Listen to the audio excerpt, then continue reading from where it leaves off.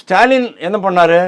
ஸ்டாலினுடைய அந்த மற்ற அமைச்சர்கள்லாம் பீகாரிகள்லாம் வந்து பானிபூரி பண்ணுறதுக்கு தான் லாய்க்கு, கக்கூஸ் கழுவுறதுக்கு தான் லாய்க்கு, பீடா வாயன்கள், பக்கோடா கடை தான் பண்ணுவாங்க.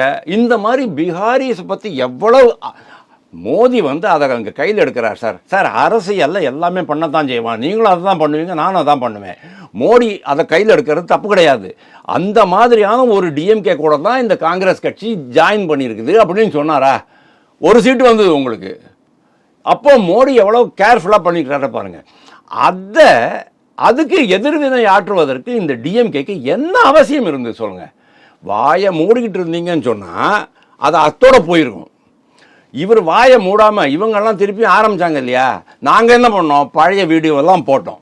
யார் யார் என்னென்னலாம் வீடியோ இருந்ததோ போட்டிருந்தீங்களோ, எந்தெந்த மினிஸ்டர் பீகார்காரங்களை பற்றி எவ்வளோ கேவலமாக பேசினாங்களோ.